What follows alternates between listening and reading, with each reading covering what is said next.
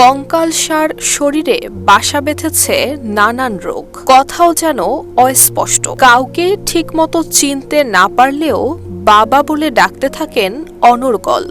খোঁজেন পরম ভালোবাসায় বড় করা দুই সন্তানকে, কিন্তু সন্তানেরা যে বহু আগেই লাপাত্তা হয়েছে। দুই ছেলেকে মানুষ করতে নিজের জীবনটা উজাড় করে দিয়েও যেন তাদের কাছে অবহেলার বোঝা জুলেখা। আর তাই ভাঙা ঘরে মাটিতে পড়ে অনাহারী দিন কাটছে এই বৃদ্ধার। মাঠের অলরাউন্ডার আমি, আর ঘরের অলরাউন্ডার টাইলক্স।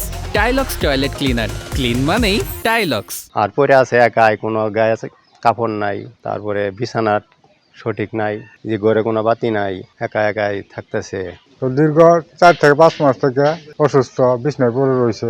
আমরা কতিপয় গ্রামবাসী চেষ্টা করছি চিকিৎসা করার জন্য। ওদের গার্জিয়ান আছে, ওদের ছেলেপেলে আছে, মানে কেউ কারোর জন্য আগায় না। এটাই হলো সবচেয়ে বড় বিষয়। শেরপুরের শ্রীবর্দী উপজেলার কুড়িকাহুনিয়া ইউনিয়নের চিথলিয়া গ্রামের বাসিন্দা জুলেখা। প্রায় 20 থেকে 25 বছর আগে স্বামীর মৃত্যুর পর জীবিকার তাগিদে কখনো চাতালে, কখনো মানুষের বাড়িতে করেছেন অক্লান্ত পরিশ্রম। কষ্টে শিষ্টে মানুষ করেছেন দুই ছেলেকে।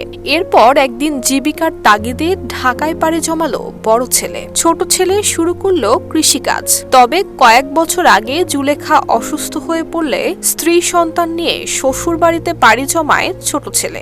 এরপরে কিছুদিন বড় ছেলে খাবার পাঠালেও ধীরে ধীরে সেটিও বন্ধ হয়ে যায়। স্থানীয়দের অভিযোগ, অসহায় এই বৃদ্ধার দিকে কেউ সাহায্যের হাত বাড়াতে চাইলে তাদেরও অকথ্য ভাষায় গালাগালের পাশাপাশি হুমকি দেন জুলেখার ছোট ছেলে।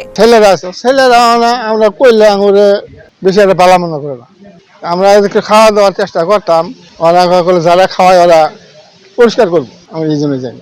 সন্তানদের মুখে হাসি ফোটাতে নিজের সুখ স্বাচ্ছন্দ্য সবকিছু ত্যাগ করেও যেন অবহেলার এক চরম দৃষ্টান্ত হয়ে পড়ে আছেন জুলেখা। কুড়িকাহুনিয়া ইউনিয়নের চিতুলিয়া গ্রামে যে ঘটনাটা ঘটেছে এ ব্যাপারে আমি এখন পর্যন্ত অবগত না, বা কেউ আমাকে জানায় নাই।